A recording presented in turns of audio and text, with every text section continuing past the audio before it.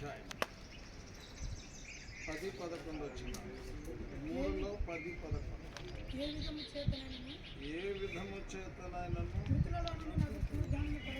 మృతులలో నుండి నాకు పునరుద్ధానము కలగవలెనని ఆయన మరణ విషయంలో సమాన అనుభవం గలవాడు. చాలు. దేవుని వాక్యంలో మనం చూస్తున్నాం, ఏ విధం చేతనైనా కూడా మృతులలో నుండి తిరిగి లేవాలి. ఎవరు లేస్తారు? 9వ వచనం, క్రీస్తును సంపాదించుకొని ఎవరు మృతుల్లో నుండి లేవగలరు? ఎవరు సజీవులుగా సమాజంలో నుండి తిరిగి లేవగలరు అంటే క్రీస్తును సంపాదించుకున్న వారు,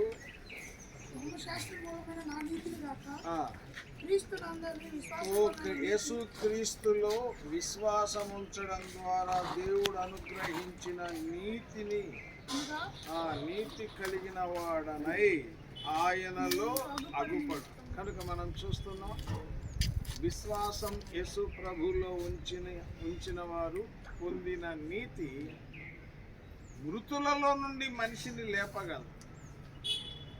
యేసు ప్రభువులో ఉంచిన విశ్వాసం ద్వారా పొందిన నీతి, ఆ నీతి మార్గములో నడుచుకున్న నీతి వ్యక్తిని మృతుల్లో నుండి లేపగలదు అని దేవుని వాక్యం మనం చూడగలుగుతున్నాం. ఇక చూడండి, మొదటి కొరింథీ పత్రిక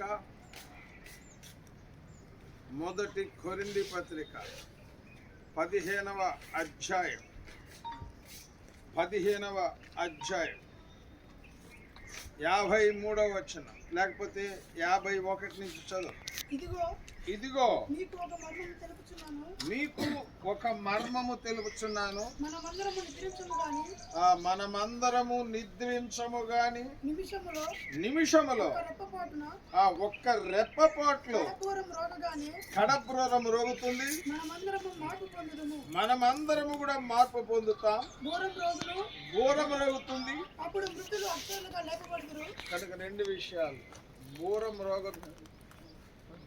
రోగటంతో మృతులు అక్షయులుగా లేపబడ్డాం. 2, అద్భుతమైన రీతిలో మార్పులోనికి రావడం. కనుక యేసు ప్రభువుని నమ్మి నీతిగా తీర్చబడి నిత్య జీవం పొందిన వారు చనిపోయినా తిరిగి లేస్తారు. ఒకవేళ చనిపోకపోతే క్షణములోనే మార్పు పొందుతారు అని దేవుని వాక్యం రాయబడింది. 53వ వచనం, ఈ క్షయమైపోయే ఈ శరీరం ఇప్పుడు మనం మట్టిలో పెడతాం, మట్టి చేస్తాం. కానీ దేవుని వాక్యం ఏం చెప్తుందంటే, ఇది క్షయమైపోయిన శరీరం, చావుకు లోనైన శరీరం, పలకని శరీరం, మట్టయిపోయే శరీరం.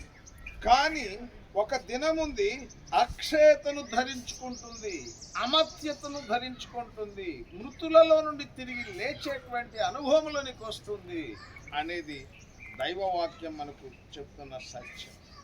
క్షయమైన ఈ శరీరం అక్షయతను ధరించుకునవలసింది, మర్త్యమైన ఈ శరీరం అమర్త్యతను ధరించుకునవలసి.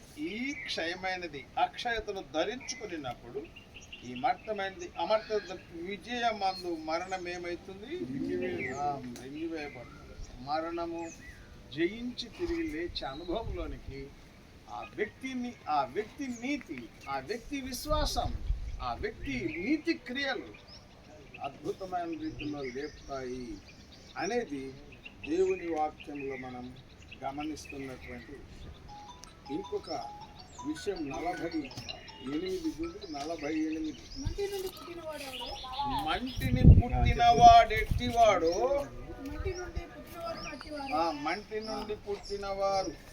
మంటి నుండి పుట్టినవాడు ఎట్టివాడో, మంటి నుండి పుట్టినవారు కూడా అట్టివారు. అంటే ఆదాము ఎట్టివాడో మనమందరము కూడా అట్టివారు.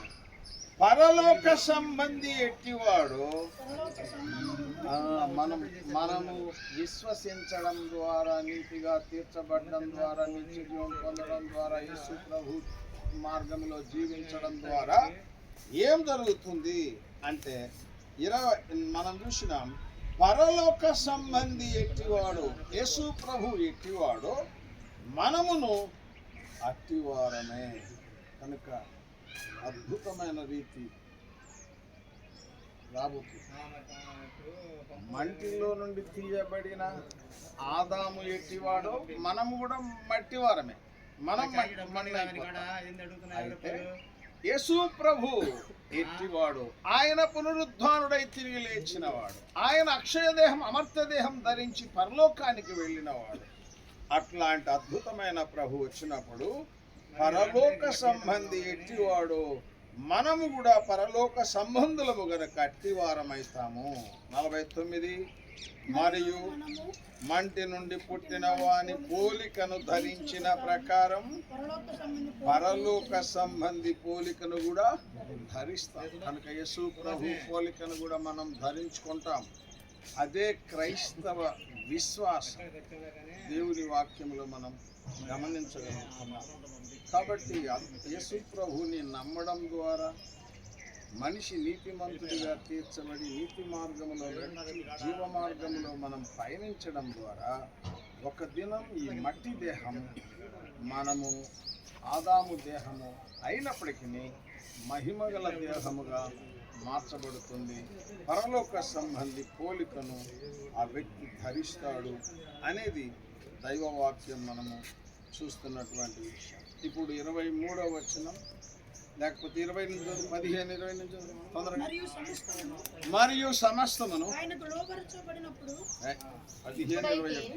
ఇప్పుడైతే నిద్రించిన వారిలో ప్రథమ ఫలముగా మొట్టమొదట యేసు ప్రభు లేచాడు. మనుషుని ద్వారా మరణం వచ్చెను గనుక, మనుషుడు ఆదాము అనే మనుషుని ద్వారా మరణం వచ్చింది. మనుషుని ద్వారానే మనుషుడు అంటే యేసు ప్రభు ద్వారా మృతుల పునరుద్ధానం కలిగి, అంటే ఒక ఆయన ద్వారా మరణం వస్తే ఇంకొక ఆదాము ద్వారా ప్రభు అయిన యేసుక్రీస్తు ద్వారా పునరుద్ధానం కలిగింది. ఆదామునందు అందరూ ఎలాగూ మృతి పొందుతున్నారు, ఆదాములో అందరూ ఎట్లా మృతి పొందుతున్నారు అలాగుననే క్రీస్తునందు అందరూ బ్రతికింపబడుదురు. ఇప్పుడు మనందరము కూడా నిజముగా నమ్మితే, నిజంగా నీతిగా తీర్చబడితే అందరూ కూడా ఏమైతారు? బ్రతికింపబడతారు. 23 ప్రతివాడును తన తన వరుసలోనే బ్రతికించబడతాడు. ప్రథమ ఫలము క్రీస్తు. ప్రథమ ఫలం క్రీస్తు. తరువాత క్రీస్తు వచ్చినప్పుడు ఆయన వారు బ్రతికింపబడతారు. ఆయన అదే యేసు ప్రభు వారందరూ కూడా బ్రతికించబడతారు. కనుక నిరీక్షణతో వెళ్ళాలి. మనము మానవులం, బాధ వేదన ఉంటుంది, ఎవరు కాదనడానికి వీలు. అయితే ఒక క్రైస్తవునికి ఒక నిరీక్షణ ఉంటుంది. ఎఫెసీయులకు రాస్తే దేవుని వాక్యంలో మనము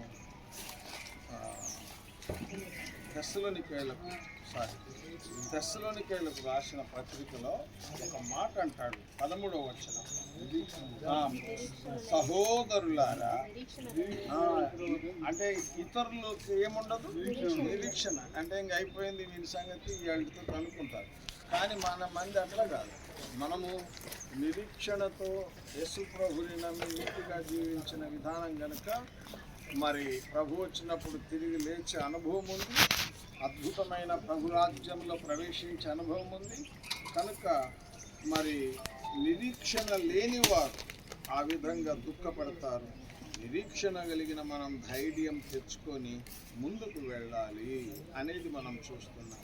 2వ కొరింథీ 1వ వచనం, 3వ వచనం. 2వ కొరింథీ 1వ అధ్యాయం 3వ వచనం, కనికరము చూపు తండ్రి సమస్తమైన ఆదరణను అనుగ్రహించు దేవుడు. కనుక మీ మీద, కుటుంబం మీద, అందరి మీద దేవుడే కనికరం చూపాల, ఆదరణ అనుగ్రహించాలి. అట్టి కృప మీకు ప్రభు దయచేయాలి. ఇంకా మీరు దాన్ని లోపల పెట్టి ఏర్పాటు చేయాలి.